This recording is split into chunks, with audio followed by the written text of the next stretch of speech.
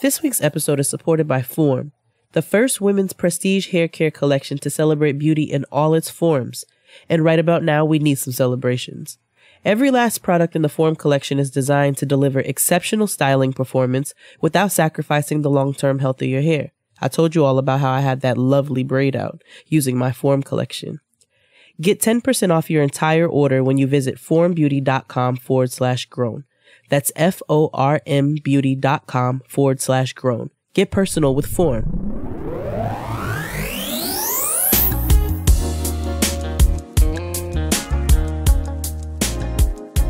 Hi, sis.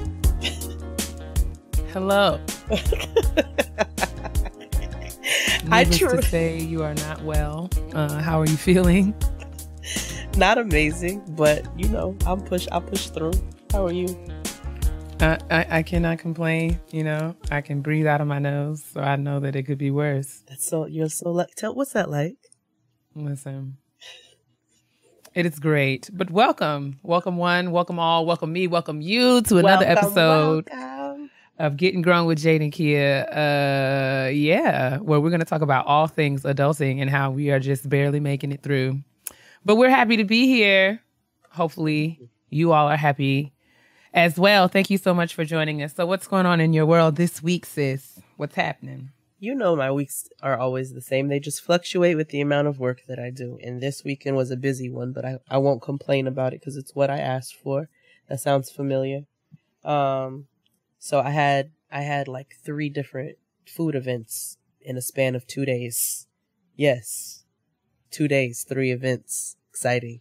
So that was a lot of balling. That means that you're rich. That means that I'm grinding and this is my time to pay my dues so that one day I no longer have to.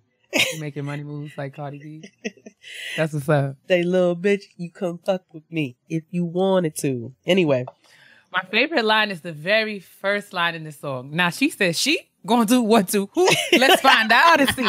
Cardi B. I be like, yes, Cardi. Yes. You know I go up for her. That is my kind of talk. That is my... Now, she says she gonna do what to who?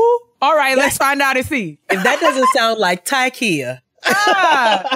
She's spoken to my spirit man right there. I just remember being in the car like, that's it. Yes. It was so conversational. It was like, wait, what? She said she's gonna do what? I said, this is, woo. That's why I changed my name. You'll notice I changed my name on Twitter to Tardy B because I just felt like I had connected with her in such a way. Man, I was just like, I've been connected to Cardi. Now she said she gonna do what to who? All right, let's find out and see. Let's find out and see. Yes, that's your line. Thank you. And then it just gets straight to me where it's like, say, little bitch, you can't fuck with me if you wanted to. Woo. We speak your name, and I have 1 pair of Louboutins, so I guess I can speak the language until I get rid of them hoes because they're uncomfortable. I'm trying to be like you, man. No, I don't have any red bottoms. Ooh, 1 pair. Worst shoe I've ever owned. I have heard that. And from what I understand, Christian is like, I don't care. My shoes are not supposed to be comfortable. They're supposed to make your feet look amazing. And he's right. I have this it's like partly a round toe, partly pointed toe. I don't know what you call that. And it's a pencil heel. They're like 5 inches high, and I look like Mr. Tumnus when I walk in them. But they're sexy. So you know who Mr. Tumnus is? I don't, but I was gonna let you have it. The Lion, the Witch, and the Wardrobe. There's this man who's half goat and half man. The bottom half of him is goat. The bottom half of him is goat, so he has hooves. So therefore, I walk like I'm in hooves when I wear those shoes because they're that god awful uncomfortable. Well, hopefully I can have a testimony. I know that. I mean, I would like to have a pair of uncomfortable shoes one day because I think they're just amazing. They look pretty. Even if I don't wear them, I think they would be a great addition to my shoe shelf They're a great addition to, anyway, other parts of your life where you don't have to go in public. But one day, sis, if I could give you mine, I'd give them to you because I hate them. So no, because my feet are huge, humongous. But God is still on the throne and he's worthy to be praised. Every day. Praise the Lord, niggas. Let us move forward. Can you tell us about your week? Oh, child, it ain't nothing. Oh, but let me take that back. So this week, I had a great week because I was able to to really stand up and flourish in my nerddom. I was typing fast all week. I had a PI project directors meeting at the Howard Hughes Medical Institute. I was there for 4 days. It was very intense, but I was like all up in my nerdiness and just flourishing, doing research, asking questions, just being a little snit. Because, you know, that's what research is really all about. You get to be critical of things and just ask questions and, you know, ask the people the hard questions. And this particular project that I'm working on, I'm very excited to work on it because, you know, traditionally when it comes to like, most of you won't care about this, but listen anyway. Traditionally, when we talk about like broadening participation and making academic spaces more inclusive, as far as, you know, having more representation of students of color and faculty of color on college campuses, we tend to lean more toward projects that are like, you know, let's have a bridge program. Let's get the students what they need in order to thrive within these environments. And we're never really critical of the environments themselves and making sure that colleges, college classrooms, dorm rooms, university campuses are safe spaces for students to come and learn and thrive and grow and succeed. So this project that I'm getting to work on is really pushing the envelope on that and teaching project directors how to think more critically about their institutional capacity to make their spaces more, you know, equitable. So not just equal, but more equitable, and making sure that we're challenging like systems of oppression and systems of racism that exist within educational infrastructures. So I get to like, I'm really like jazzed by this. I don't know if anybody can tell, but I'm just like, yes. So we're not just, so it's taking the onus away from students and saying students don't have to change in order to be successful, but institutions should be more adaptable to students of different backgrounds. And I'm just like, oh, this is why I typed fast for all those many, many years. I know, that falls right in line with your study. Yeah, man. So that's what I got to do this week. And the project was just kicking off. And it's one of many projects. So, you know, this is why I've been so busy and so stressed out. But like you said, this is the work that I prayed to do. So exactly. I'm trying not to complain. And I'm just grateful. And I get to have a little bit of a break this week in that I'm still working, but I don't have to go into the office every day. And I get to be a little bit more flexible with my time. And I still typing fast, but I just don't have to do so in my office, which is a blessing. Listen. So yeah, man, that's what's up. So I had a great week. It was really inspiring. It was hard work, but it was like, you know, girl, if you keep working hard, you can do this kind of stuff all the time and get paid more and more money to do it. And that's really what it's all about. And very few people get to actually do exactly what they went to school for. Yeah, man. God is awesome. And he's fantastical. Speaking of, so in the spirit of back to school season, I know that is upon us. Yes. I'm thinking about doing... I actually forgot to mention this to you in our pre-recording meeting, sis. I'm sorry. Okay. But I was thinking about doing a back to school moment, a back to school episode. Yes. For, you know, students of all ages. You know, my speciality is higher education, but I also, you know, feel like I myself and Jade as well can speak to, you know, different experiences that students have in high school and middle school, and parents. I know you're a mom. So anyone, if you have any back to school questions for Jade and myself, feel free to run those over to Gettin Grown podcast@gmail.com. And I'm hoping that either next week or the week after, we can have a formal back to school episode on Gettin Grown. Doesn't that sound like fun? I love that. You know, I'm going to be a back to school wife, but I'm a first time to school mother. Yes. So I'm preparing her now to go to school in September. So I am all the way down for this. Yes, I too am very excited as well. So let us move on and move forward into shout out to my sis. Oh, before we get into shout out to my sis, thank you to everybody who's listening, has listened. Make sure you continue to check us out on Spotify, on iTunes, on SoundCloud. Thank you so much for continuing to support and for spreading the word. We're getting all of you guys' responses and how you're passing it along and new listeners every single day. So we welcome you guys. Yeah, shout out to y'all. make sure if you're in the New York area this week to come out this Saturday the 19th to the Friend Zone Live. Ow. To come see our siblings come and do their thing. So you can check that out on their individual pages, and we'll make sure we put a link to the description box. I'm not sure if it's sold out, but you'll find out when you click on it. I don't think it is yet, but I know it's going to be at the Tisch Auditorium. I'm not entirely sure what time, from what I understand. Oh, for those of you who may need specifics, this is the second year anniversary live show of the Friend Zone. Yes, 2 years. We're going to be celebrating them Black people for having 2 years worth of awesome shows. And I believe that Furinasia and Crystal Jean will be hosting. They will.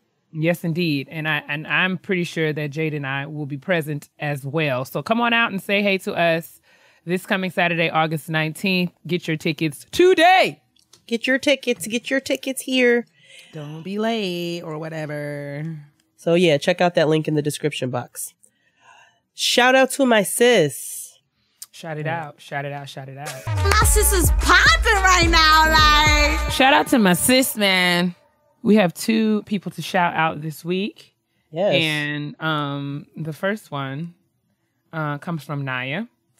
Nyia says, "Hi there, lovelies. I hope that you are blessed and unbothered." I'm certainly trying. I'm certainly aspiring toward that. Right on the money, Nyia.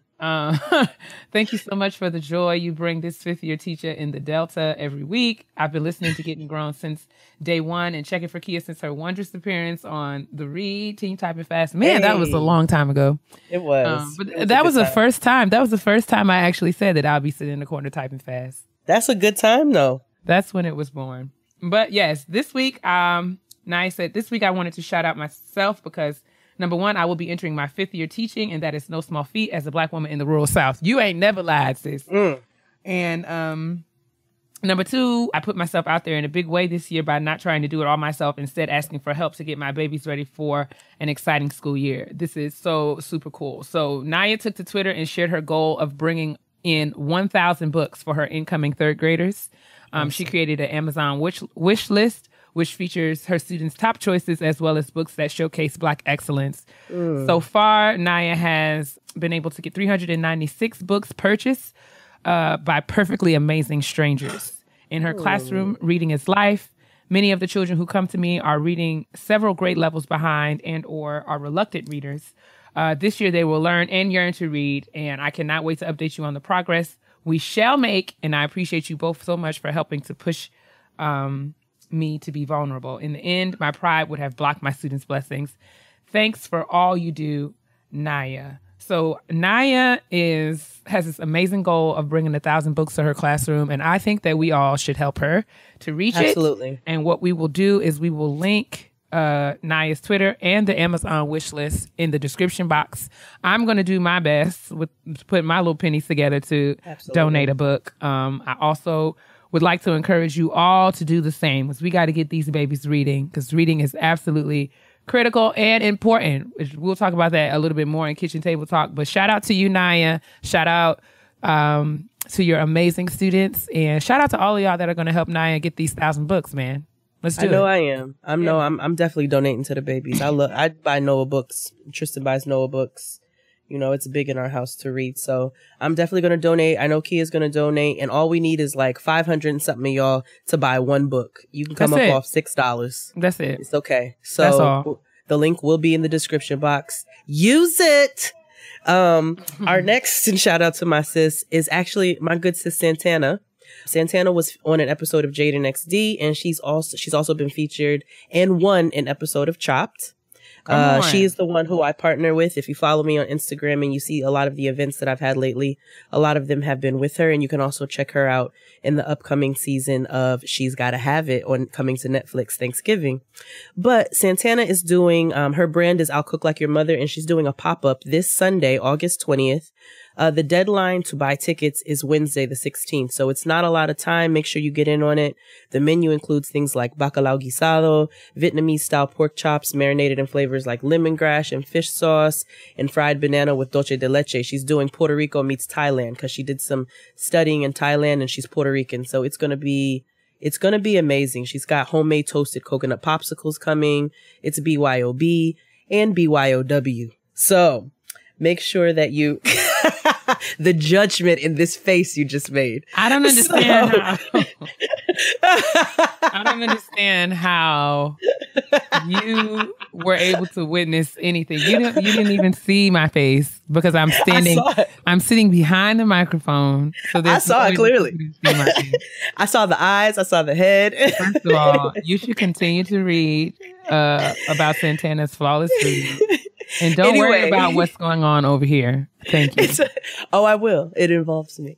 Mm-hmm. So definitely please check out the link in the description box. There's only a few tickets left, but it's going to be an amazing and delicious time. So check it out.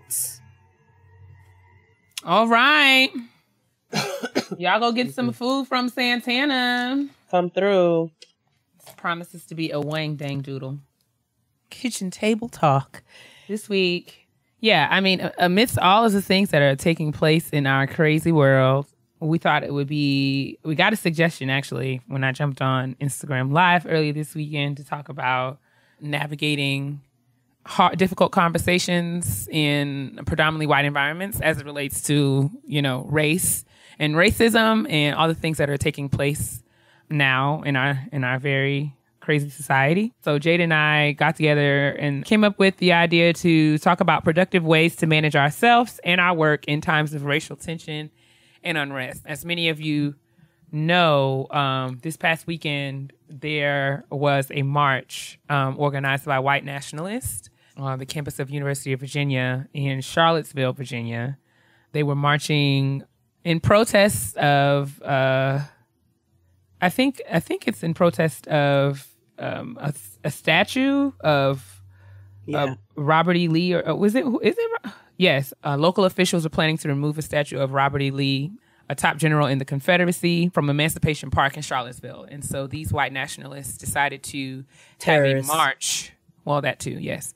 These terrorists decided to have a march on the campus that, escalated into a very, very, I don't know, a massacre, pretty much. I don't even know how else to describe it. Disgusting display of yes, that unfortunately resulted in the untimely murder of Heather Heyer, a 32-year-old woman who was a part of a group of counter-protesters, people who came in protest to what these white nationalists were protesting about. And it was just ugly. It was like, it seemed like we stepped in a time machine and went back about 40, 50 years. And in addition to Heather's murder, I think it was like 39 people were injured. There was a state of emergency declared in the state of Virginia, because it was literally just all hell was breaking loose. Yeah. So needless to say, this event, I guess we should also mention that y'all's president has really failed to call out white supremacists, white nationalists, and what it is, neo-Nazis, and I guess earlier today on Monday, he released a very contrived and vague statement in which he was denouncing all hate of all kinds, including neo-Nazis and white supremacists, and saying that racism was evil. But that was only after he failed to to call out, after the event happened on Saturday. He failed to respond in a direct way toward these groups, and of course the media and other people, were calling him out and basically discussing how absolutely inappropriate and unfathomable it is that the president of the United States would not call out. So his response was in response to those claims. It was especially troubling because, the whole thing, but it was especially troubling because these same terrorists were chanting his name while holding up the absolutely the Heil Hitler. And David Duke and some of the other people had come forward saying that basically, so I don't have a direct quote in front of me, but basically citing how Trump was in direct support of what they were doing and, you know, had been pretty much in partnership or cahoots or whatever with him prior to this event, working alongside them in some of the things that he's been doing, you know, throughout his campaign and now after the election. So that being said, we don't want to rehash and talk about this because it's very depressing.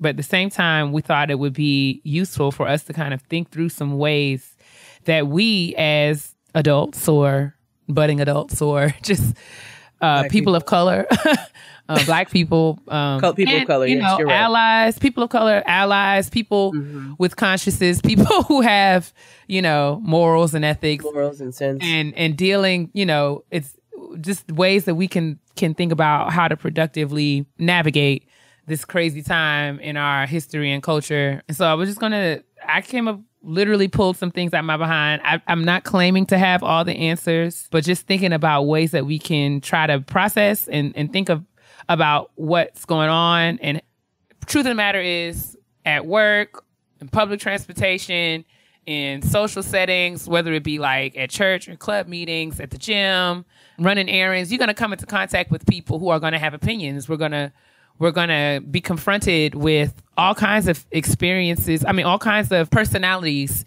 People are going to have things to say in response to what's going on in our society. And I just thought it would be cool for us to talk about ways that we can be ready to deal with those conversations and not be caught off guard so that we can handle ourselves productively, if that makes sense. Especially because, and not to continue to rehash, but just to, you know, because it's so important. A lot of these people who are marching, we have to, we live in 2017. So these people are not they're not like people who live out in the woods and we don't come into contact with them. These are police officers who are pulling people of color over. They're teachers, they're guidance counselors, they're pharmacists, they're firemen, they're doctors, they're nurses. They're literally all over. They're all over the place. They're loan officers who have the authority to tell you, no, you are not eligible for a home. Like, these are people who affect our everyday lives and people we have to come in contact with every single day. So that's why this conversation is so important. So, like I said, these are in no particular order. And this is just kind of like, I sat down and was thinking of some ways. I'm sure Sis will have some input as well. But we just kind of wanted to think about some things that we can do in response to what's happening. So, number one, the first order of business is that we should be honest with ourselves and our feelings and give ourselves time and space to process them. I thought that was like key because, you know, the fact of the matter is this is some heavy stuff going on.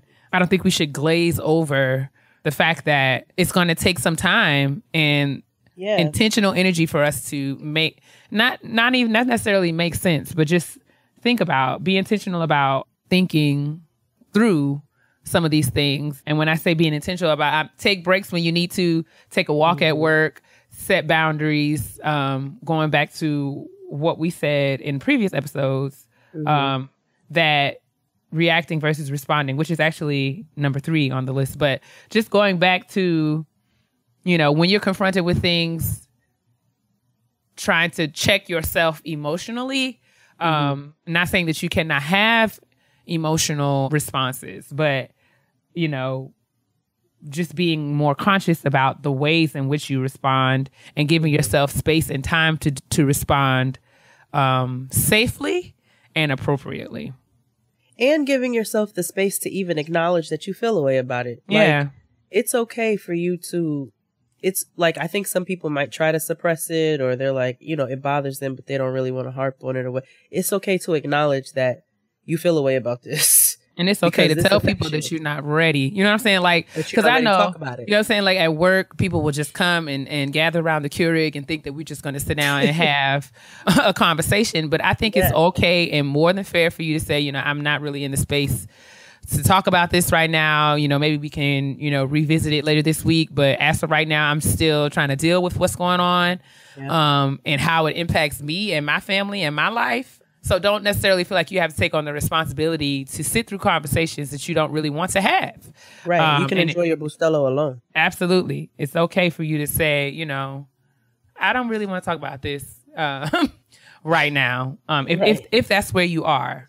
Now, if you are ready to talk about it, I think some of the other things that are further down on this list might help with that. Yep. So I think number 2, being armed with information and being critical of the information that we receive is like really, really key. Don't just be a consumer of the media, but utilize different platforms to vet and critique what you're hearing, and also add to the conversation in productive ways. If you feel like your perspectives are not being represented, the internet and has afforded us all the opportunity to have a platform to kind of say what it is that's on our heart and to get people to be aware of what our perspectives are and how we see the world. So I think that it's useful to take advantage of those. Also, we should always also be conscious. We should be intentional about educating ourselves about our rights and options. This is this. I was thinking about all my babies that are going back to college and graduate school when I wrote this, because, needless to say, this weekend happened on a college campus. So college campuses are normally a place where there is freedom there for people to express their differing perspectives.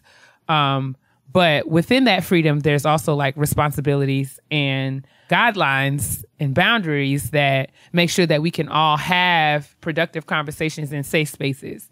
I think that if you're going to be a student, if you're going to be a student at a campus in any way, you should learn about what your campus's rules are and regulations and what your rights are. Not necessarily, so that you can be prepared in the event that someone tries to, deny you those rights that you have. Same in the workplace. Like, Absolutely. You need to make sure you're reading your handbooks. I know it's something that we generally just click like, all right, I read it, and you want to move on about your business.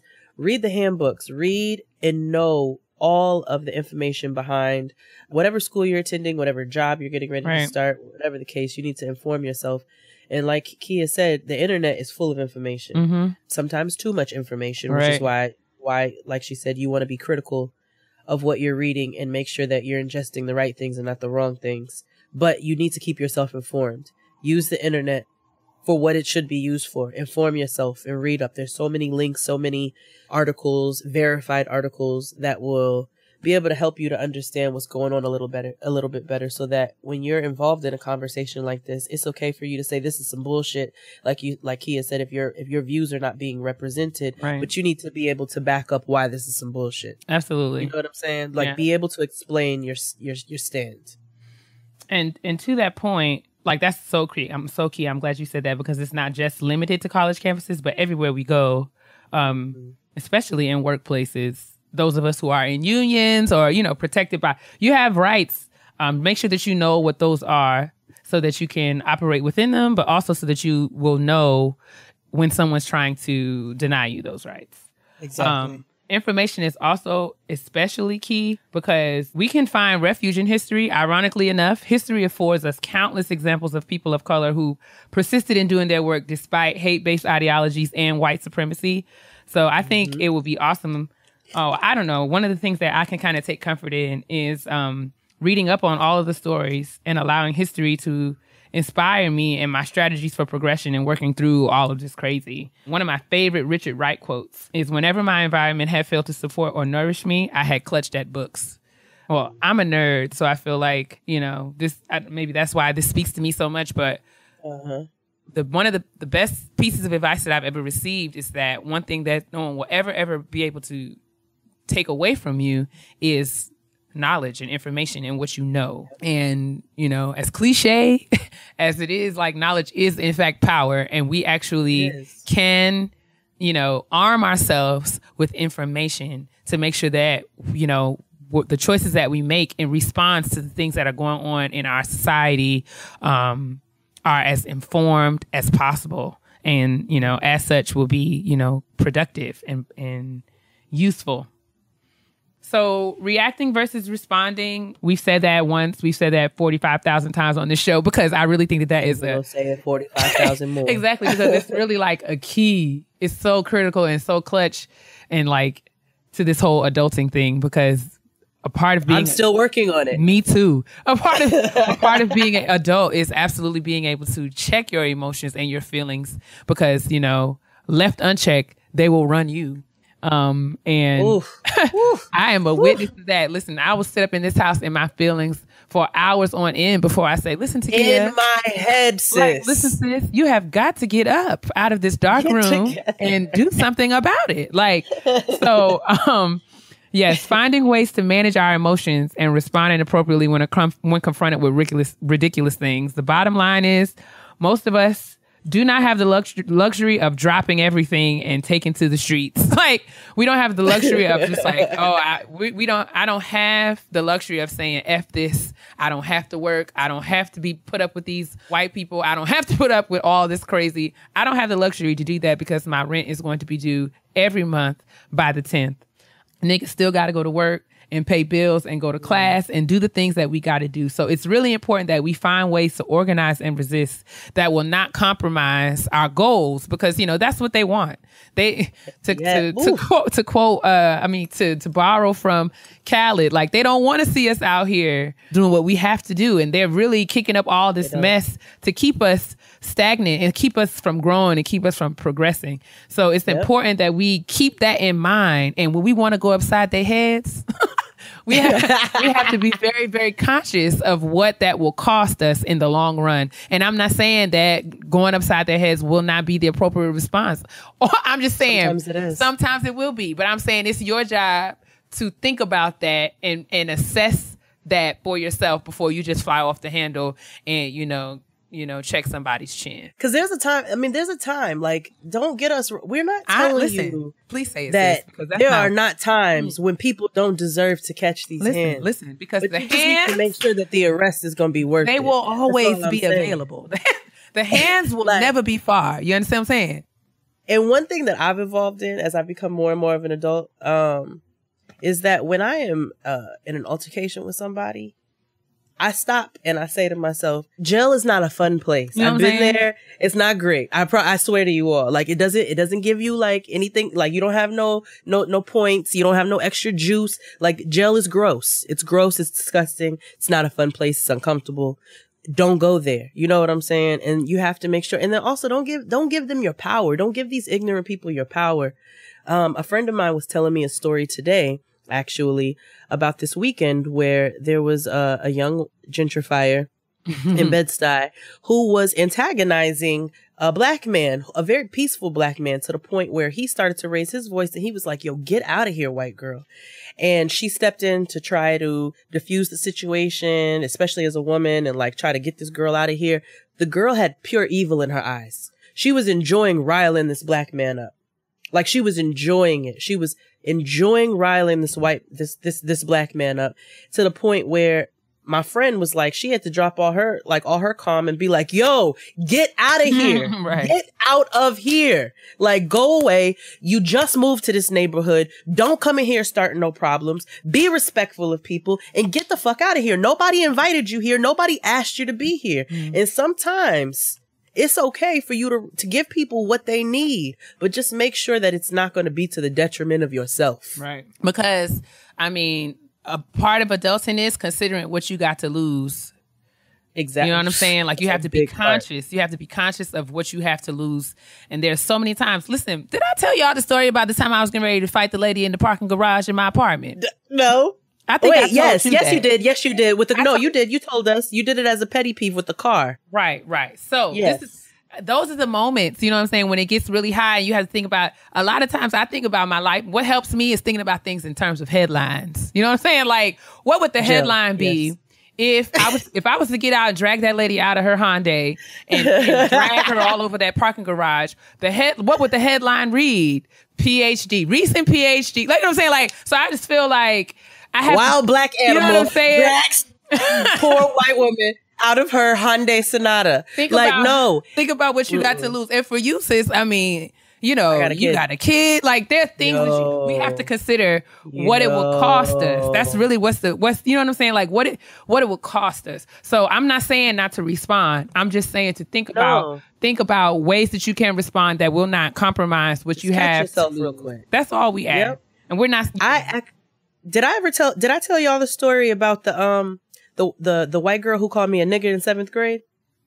No. Okay. Maybe I said it on Jade and XD. Well, okay. So There was a white girl who called me a nigger, and yes, with the ER, in school. And so I thought to myself, first of all, I've always gone to like predominantly minority schools, so that's where she already had it fucked up. But I was like, okay, so I could beat your ass right here, and then you won't ever say anything to me again, or I can handle this a different way. So this girl happened to have one leg longer than the other. Yeah, I did tell this on Jade and Keia. She had one leg longer than the other. She was known for like having this limp when she walked in school. Sis. She called me a nigger. Fair game. Bruh. So I called her Inch for the rest of the year. And when I tell you, I went in on this girl. I told her if she walked too fast, she was going to walk in circles.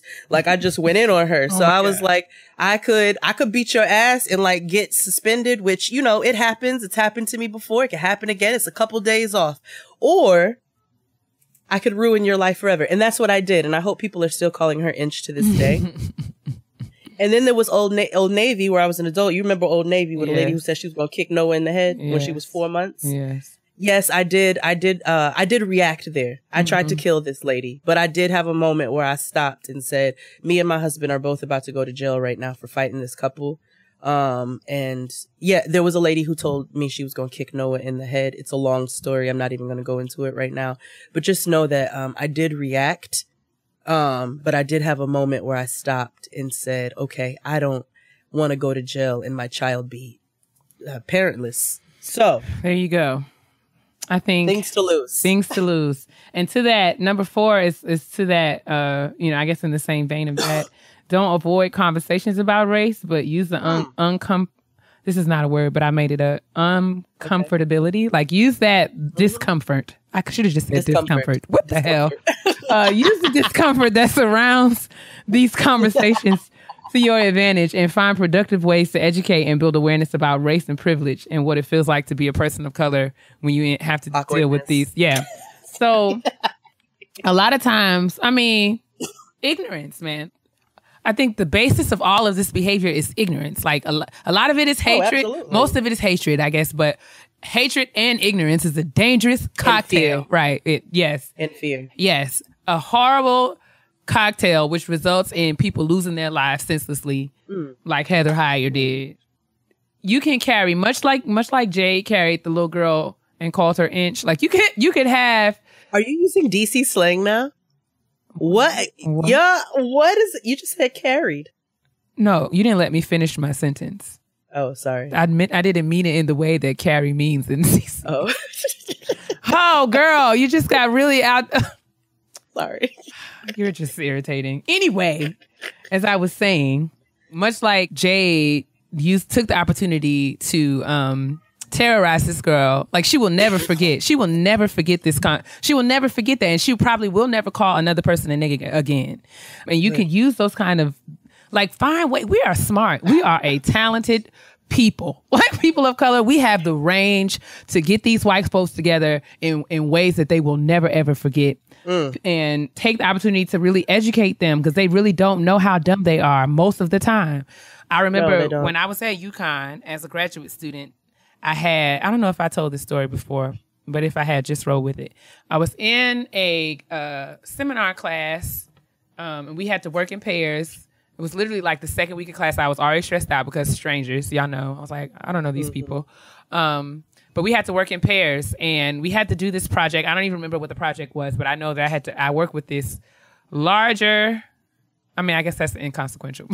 Her size didn't really have anything to do with it, but I'm just trying to paint the picture. This bigger white girl, she was in the doctoral program in marriage and family therapy. And I worked with her on this project. We were supposed to meet in the library to do, I guess, to kind of get together on our project and work on it, whatever. So as I'm arriving, we had like booked a little study room in the library for us to work. And as I'm arriving into the library, she's on the phone. Okay. And I come into the room and she's like, hey, come on in, have a seat. I'll be off the phone in a minute. I'm just talking to my friend. He's black, right? That's what she said to me. What? And I was like, oh, hell. Like, I was just bracing myself for the stupid. For her, the rest of her ignorance. Right, for the stupid that was just getting ready to come into my life.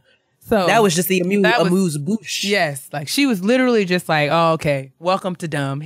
Welcome to ignorant. So she's like, I can't wait to give you the whole meal. She's like, he's black. Right, it was an appetizer. So I guess he says, oh, what does she look like? She starts describing me to this black person that she's speaking to on the phone. No. In front of you? In front of me. Like, I'm literally standing there. And who was this nigga she's talking to? God only knows, right? So, I later learned that, you know, she's dated black dudes. I date black dudes. So I guess that felt like. Does she have an I date black dudes haircut? She did. She had that little asymmetrical bob. You know, that bob with the long in the front. I complain to the manager haircut. Supercuts haircut. I didn't even think about that until you said it. Yes, honey, with those terrible highlights with them dark roots. Yes, yeah. Anyway. So she starts to describe me to this young man, right? She's like, you know, Takia, she's from New York. She's tall and she's black, but she's not a black girl. She's a white black girl. And then she just like, you know, she just goes to, you know, she's, you know, her hair, she's got long hair and, you know, blah, blah, blah. Like she's, but I don't know. All the rest of the stuff I don't even remember because at that point I was like seeing red, right? I was like, yes. I was ready to be like, excuse me, bitch. Like, I was like, what? Like, all right. So I was really like, I let her get off the phone. She was, you know, she even told me what his name was. He said hi and all this other stuff. And I'm just looking at her like, you need to hang up the phone. Right, we have to have a conversation, right? So so she gets off the phone and she's just like, I'm like, what exactly makes me a white black girl? Like, is it because I'm in this, is it because I'm in this graduate program with you? Is it because I got on these jeans from the Gap? Is it because, like, just help me to understand. Is it because I'm from White Plains? Like, just help me to understand why exactly, what about me makes me a white black girl and not a black girl? To which she responds, right? Oh, no. You're taking this the wrong way. I meant it as a compliment. So I said, white superiority. I'm gonna go.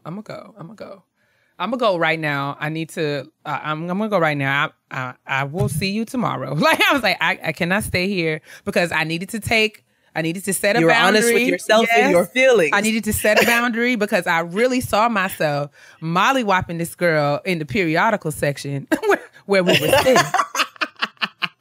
I visualized myself, right? So, I went and I called my mama, which is usually my first course of action when I'm upset.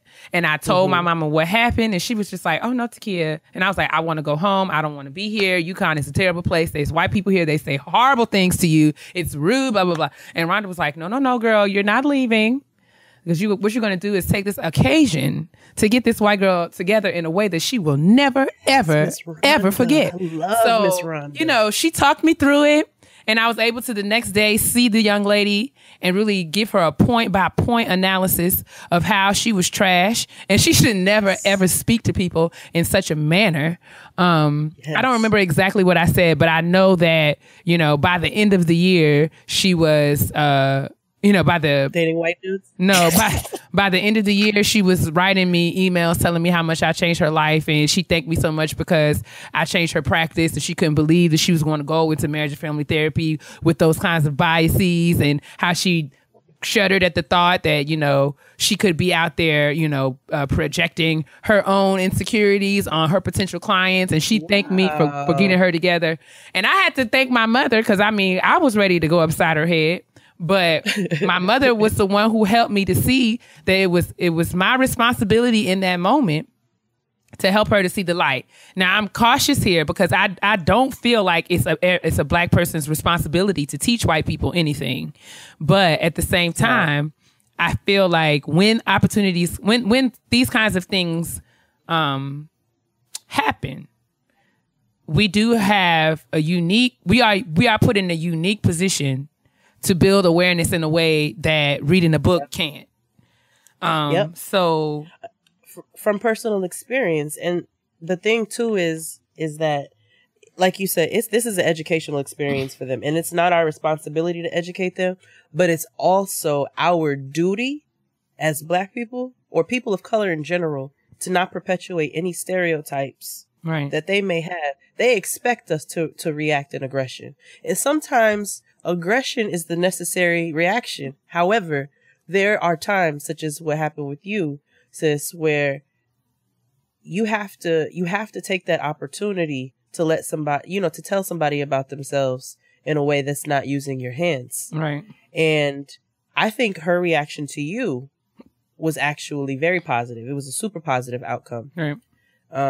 Because if she is going into family therapy, she needs a very wide... She needed that reality check. That was real. Absolutely. And in hindsight, I can say that, I'm grateful that I was able to be used in that moment to give her the reality check that she needed. And I like to think that me cursing her out, because, I had to slip a few in there. Just being myself. I had me and getting her. Your big ass. I said, that's exactly. I was like, so how would you feel if I judged you for your big ass back? I didn't judge you for your big ass back. No, did I? Did I shame you for being as large as you are? No. I had to I say because she has this large back and this haircut that I know she buys her Family Dollar? I did not. I had to, and that's what I'm saying. I took, because that's, we, as people of color, we have creative license. You know what I'm saying? We can do it in such a way. We can always finesse it. Real shade throws itself. You can absolutely take these occasions to get people together in a way where they will be on their way home. Like, did she just come for me? Yes, I did. Right. You know what I'm saying? But, in a way where you have to question it later. Exactly. You got to think about it like the Game of Thrones episode. And she probably tells that story now, and that was 10 years ago. But I needed her to know that because she had gotten her back blown out by a few niggas named LaMarcus, she was not in any way able. She was not in any way able to come for me. You know what I'm saying? Or question or say anything about what kind of Black girl she thought I was because she had been to a couple of barbecues and fixed a few plates. I don't have time for that. You know what I'm saying? So that's the whole point of number 4. Don't avoid awkward conversations and run the awkward turn the awkward right back to them and give it to them the only way that we know how, if that makes sense. Yep. We can always do it. We're so eloquent when we cuss people out. The thing about Black people is we're so creative. It's the art. We're funny, and we know how to smoothly cuss somebody out like butter, effortlessly, like Hennessy XO. We know how to. It's smooth the way that we cuss you out to the point where you have to reflect on it and think about it later and question whether or not you just got cussed out. Indeed, that is a true test if you know how to cuss somebody out. I think too. Another thing too, sis, is that. I want to make sure that we acknowledge the fact I want to acknowledge the fact that we need to acknowledge the allies, because indeed. I don't want all white people, because I hate that. Don't be a white person coming to me talking about not all white people. No, I don't want to hear that. Mm-hmm. Just you prove yourself as an ally through your actions.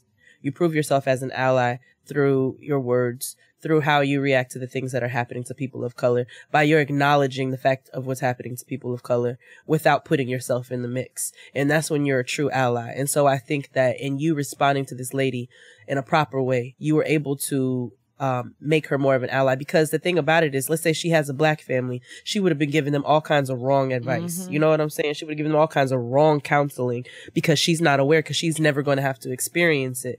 And that's a test to a true ally. They know that they don't have to experience it, but they use that privilege for the betterment, for the help, for helping Black people. And no, they are not. I'm not calling them saviors either, because I don't believe in that either. But allies are important, and we have to acknowledge that they do exist. Totally. And so, and you responding like that, you were able to properly educate this woman and change her viewpoint so that she's not a danger to our society, because there's so many.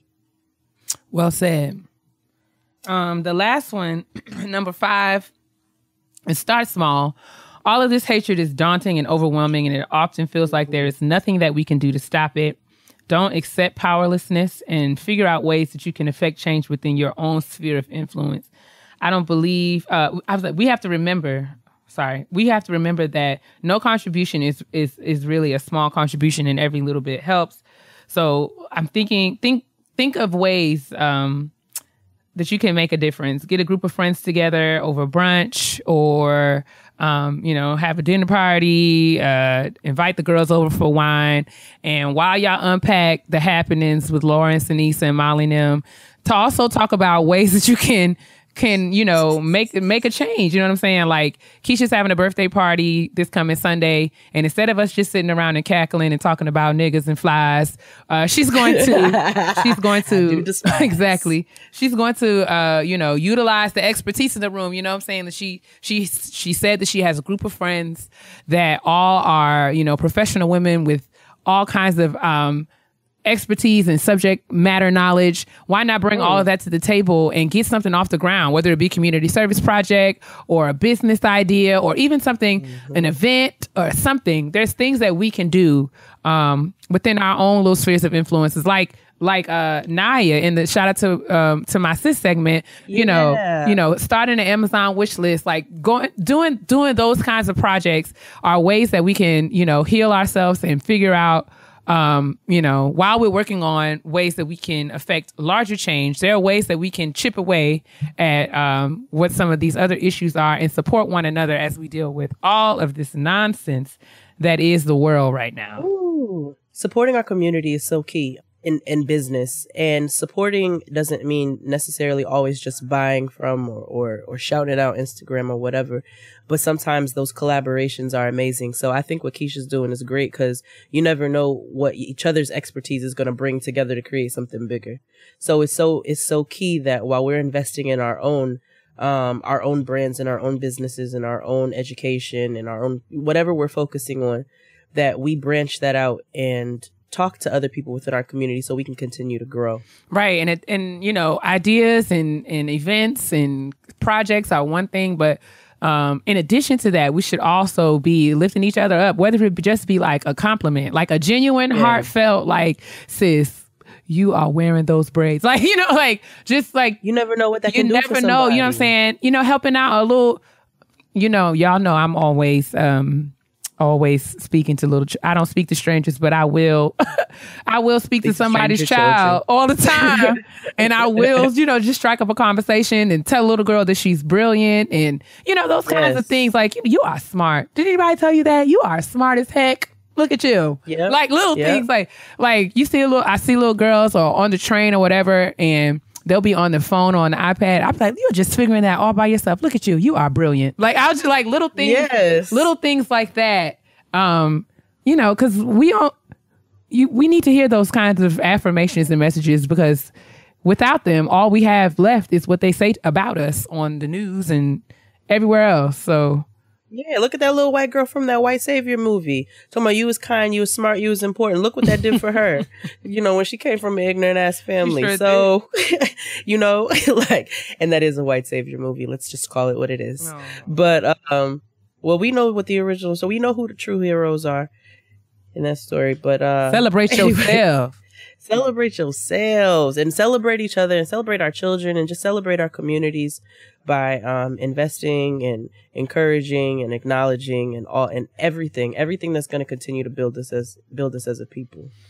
And that's it for the kitchen table. We didn't even talk about snacks. We were so depressed about the state of the world. We didn't even talk about snacks. With me being sick, I don't even really have an appetite.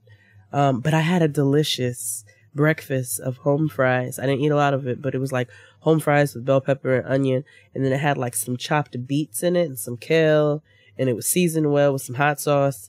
And obviously that's not the seasoning, but I topped it with some hot sauce and an egg and a couple pieces of steak. Delicious. Well, that's classy. What'd you eat? Because you working from home. I ain't working from home. I haven't eaten yet, though, but I do have some chicken marinating in the refrigerator. I'm going to bake it. Ooh. I'm going to have some cauliflower rice with it, and I probably will just saute some spinach or something quick, fast.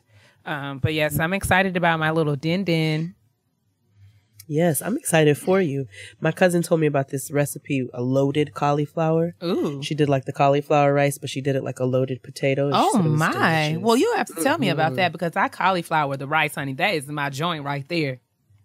Oh, it's just like a loaded potato. It's got, and then like sour cream and cheese and bacon and stuff. Well, do Greek yogurt instead of sour cream because you're focusing on the hips. You know what I'm saying? And then you can put like a low fat cheese, maybe like a mozzarella or something, and then some bacon because who cares? And you need it. Bacon is for us. Bacon is for us. And a little Greek yogurt. A little Greek yogurt instead of sour cream, and some salt, pepper. Nigga, it's lit.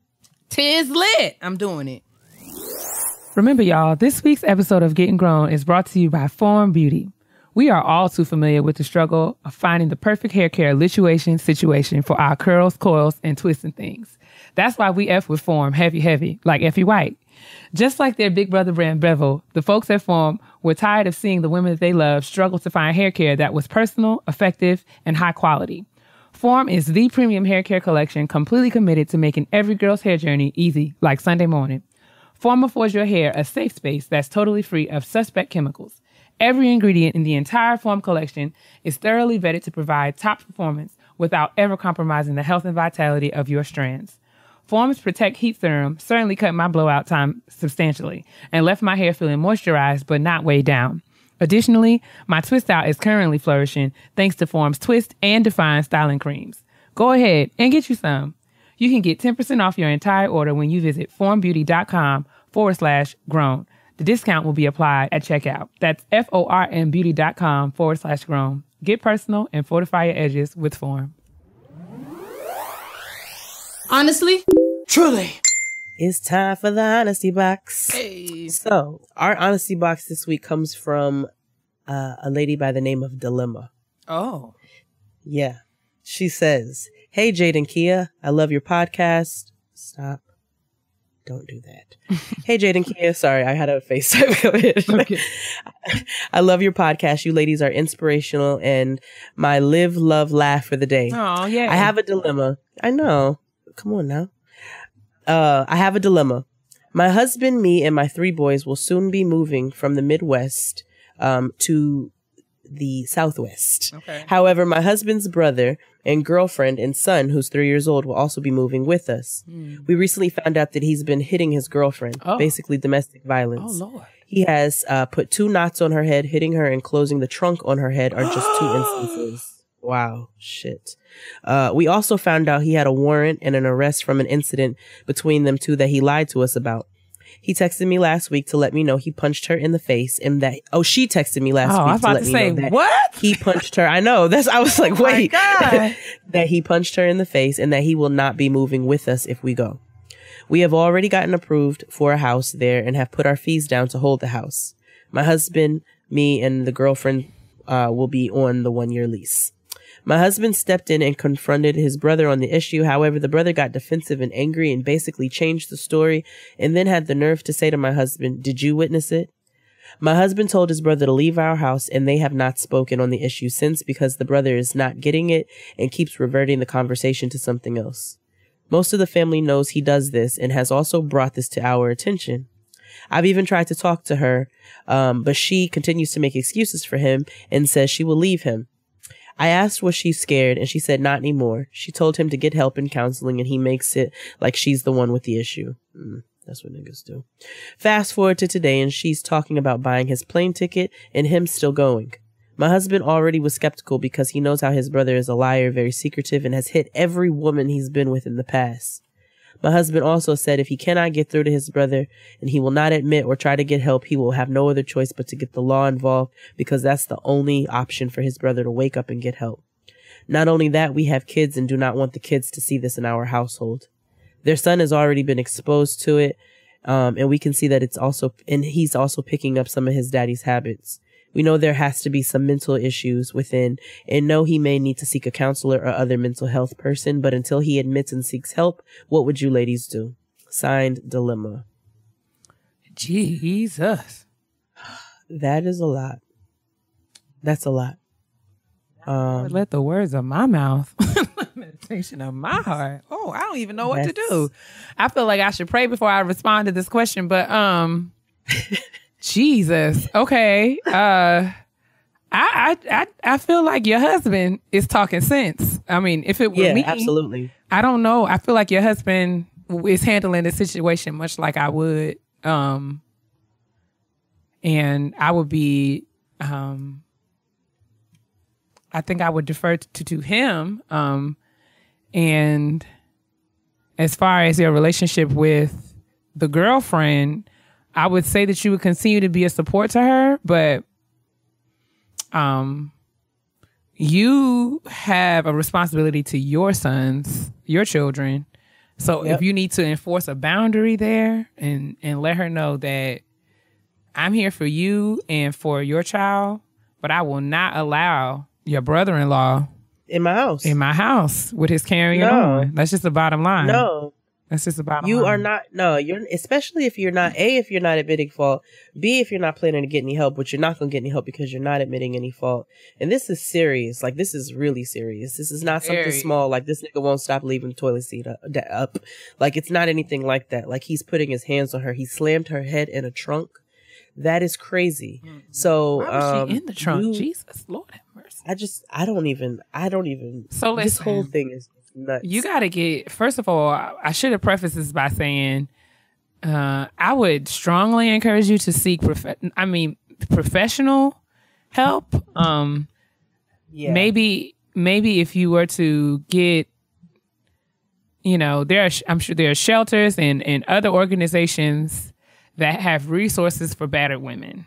And perhaps if you were to take the initiative in getting the girlfriend the help that she needs, maybe she knows that she needs help and what she's, would appreciate you supporting her and taking those steps toward that, as far as, getting her the help that she needs and helping her to see that her first obligation is to protecting her son and herself, and helping her to kind of see, I guess identify what her priorities are and acting on those first. But yeah, I still feel like you have every right to drop the hammer and say, not on my watch. That nigga is not coming in here. Like, that's it. He's not coming. And if she can't respect the fact that he cannot come and she's not willing to go without him, then you have to let her know, listen, I'm willing to help you get some help, but I can't have that in my house because your first priority is don't your sign family. no lease. Nah. No, worst thing. No. Like, you want to get this all squared away before y'all sign these papers. She might hit you with the okie doke, and then that nigga shows up, and that would be a really bad situation. Another thing too is, okay, let's say in another scenario that the girlfriend is willing to leave without him, and she does not invite him to come, and she tells him that he can't come until he gets help. If you all do proceed, and she does go with you guys, you mentioned their son, your nephew, having a couple of similar signs to his dad's behavior, and you have children, so you want to also encourage her. As Keia said, her child is her first priority, and getting him out of that environment is number one, because it's things he's witnessing, which is probably why he's acting out. But also, a lot of these, they're learned behaviors, but they're also ingrained behaviors. They're also behaviors that are inherited. And there are children counselors out there as well. And she might want to look into getting some counseling for her child so that she can nip this in the bud early. Real talk. I hope that I'll be praying, like, legit, for all parties involved. I mean, we are not professionals, but we appreciate that you value our opinion. And I hope that, you would seek some professional counsel and advice before you make decisions as far as the welfare of yourself and your family, and keep us posted. I mean, if you want to give us an update, we'd be happy to, read it and share it if you would like us to do that as well. But either way, no matter what, we'll be praying and hoping that, this matter can be resolved in a peaceful way, and most of all, that this young lady can get the help that she needs for her and her son. I deserve,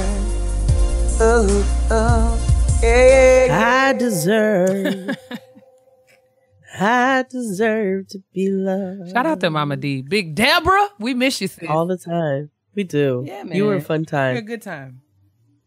I'm not really loving this Love and Hip Hop Hollywood. I'm lost. I feel like I saw like the first episode and I haven't seen the episode since. I probably would try to watch tonight's episode, but I can't make no promises. But yeah, I might give it one more go. But if it doesn't do anything for me, then I'm done with it. I don't know if I don't like you say. Yeah, I don't know that I really care about these people. Like, no. I don't know. As much as the Atlanta cast gets on my nerves, I can honestly say that, you know, I'm interested in what's going on in Rashida's life. Like, I care about her. I want her to do well.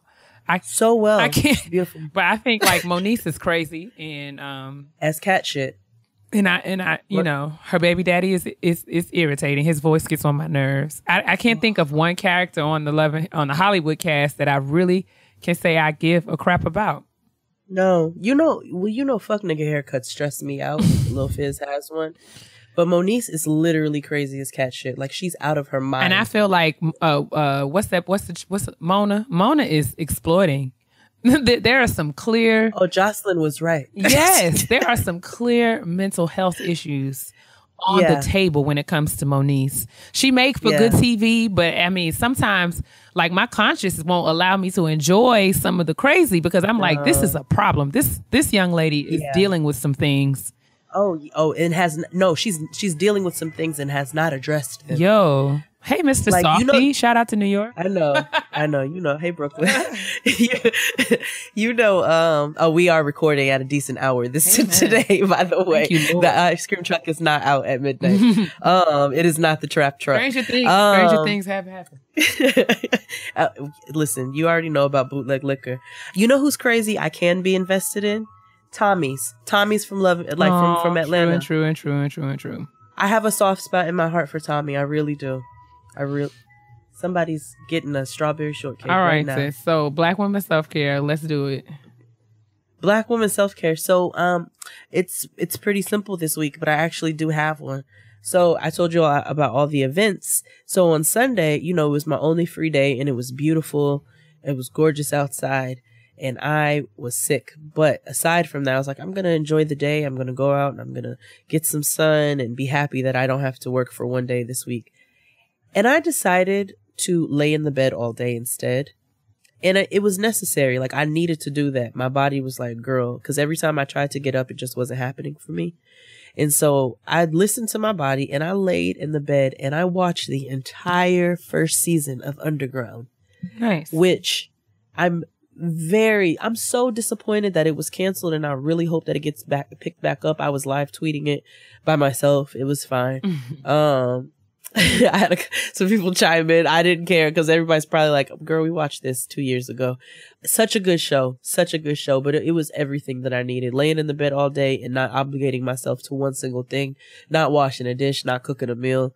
I listened to my body and I did exactly what it needed. That's awesome sauce, man. Fantastic. What about you?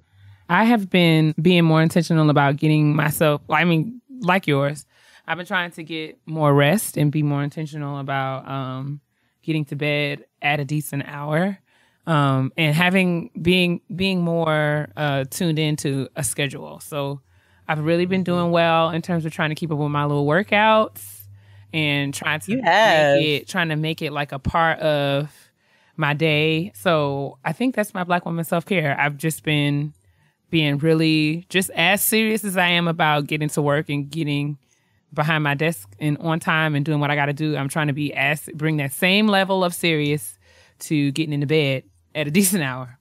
That's it. Because it's absolutely necessary. So get your rest, Black women self-care. Get your rest. That's the theme this week. Get your rest. Rest yourself. And I want to be very responsible of the things I say to my sister. Because everybody know I can be real petty. P-E to the T-T-Y, honey. It's time for petty peeves. Hey. Let us celebrate the petty of our hearts and minds. Put your petty on parade. So, my petty peeve is kind of brief. I don't really have... It's not a huge one. It is kind of petty, but it's not like break your neck petty.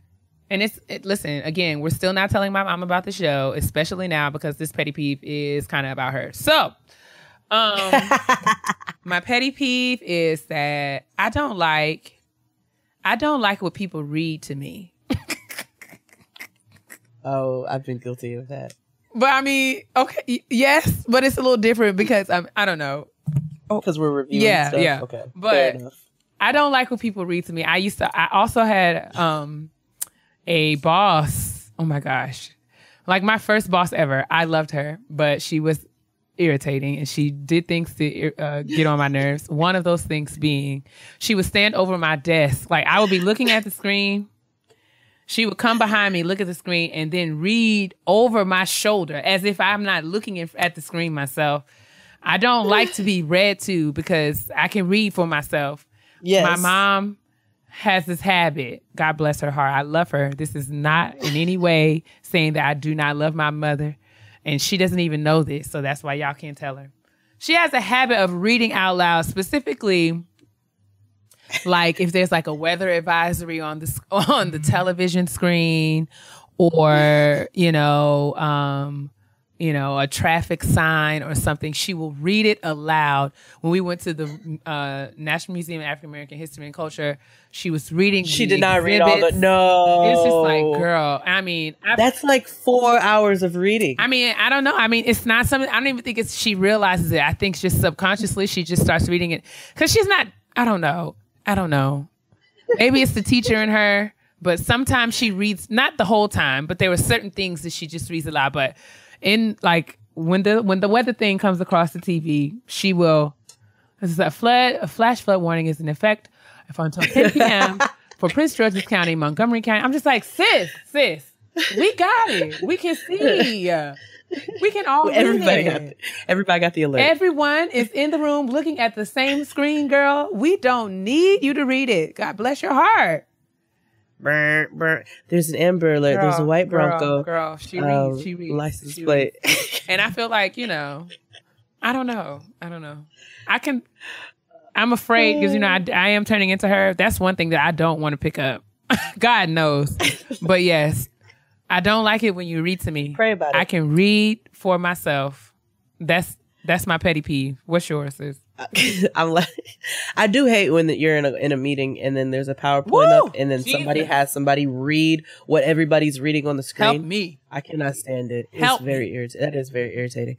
My petty peeve this week actually comes from a listener, Kiana, who says, I have a petty peeve. It may just be me. It's not, which is why this is being read.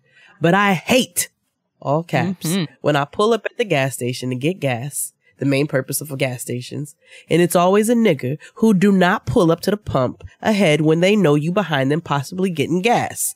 Nigga, have consideration and move your car up to the first pump, not the middle or the last. Where is the consideration? There is none. They only think about themselves.